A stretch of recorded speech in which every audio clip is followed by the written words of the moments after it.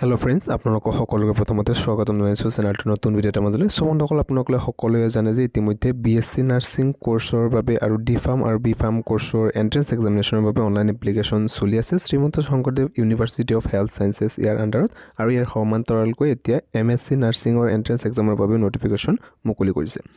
So আপোনালোকে চাব পাৰে এখন notification educational notice entrance examination for selection of candidates for admission into MSc nursing courses in the colleges of Assam for the session 2025. Application are invited from the eligible candidate intending to undergo MSc nursing courses in the College of Assam for the session 2025 is prescribed from to be obtained from the office of Principal Regional College of Nursing Guwahati from 2nd of May 2025 during office hours on deposition of Rs 1000 rupees. Yate 1000 rupees deposition koribo dise in the form of demand draft bankers check down in favor of Srimanto Shankardev University of Health Sciences ইয়াৰ ফেভৰত ইয়াতে deposit koribo দিয়া হৈছে payment payable at SBI State Bank of India GMC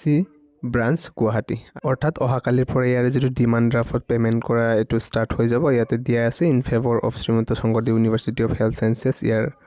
ফেভৰত পেমেন্টটো কৰিব লাগিব 1000 rupees আৰু ইয়াৰ last ডেটটো ৰখা হৈছে এপ্লিকেশন কৰাৰ 31 মে তাৰিখলৈকে আৰু এটা নন ৰিফান্ডেবল এক্সামিনেশন ফিসও ইয়াতে দিব লাগিব 5000 rupees এটো আপোনালোকে অনলাইন এপ্লাই কৰাৰ সময়তে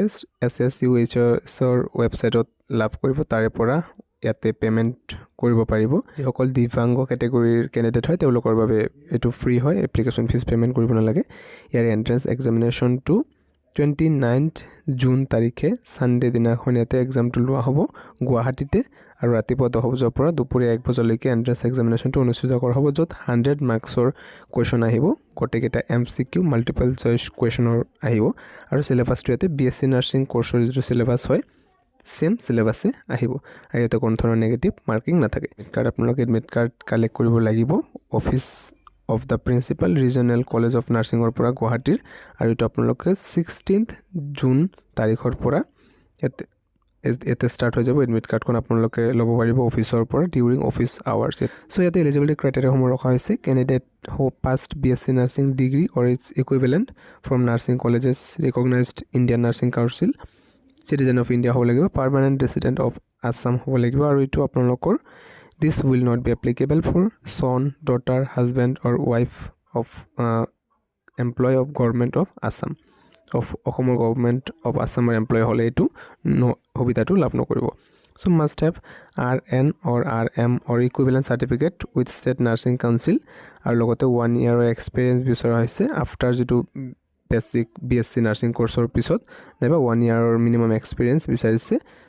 or after post basic BSc nursing মাৰ্কসও বিচাৰা হৈছে 55% এগ্ৰিগেট মিনিমাম মাৰ্কস পাব লাগিব বিএসসি নাৰ্সিংৰ ক্ষেত্ৰত ইয়াতে 5% ৰিলেক্সেশন অৰ্থাৎ 50% পালেও হ'ব এসটি ক্যান্ডিডেট সকলে বাকি সকলে 55% মাস্ট বি লাগিব সো যে সকল ক্যান্ডিডেটে বিএসসি নার্সিং কোর্স কমপ্লিট কৰিছে আৰু এতিয়া এমএসসি নাৰ্সিং কোৰ্সটো কৰিব বিচাৰিছে তেওঁলোকৰ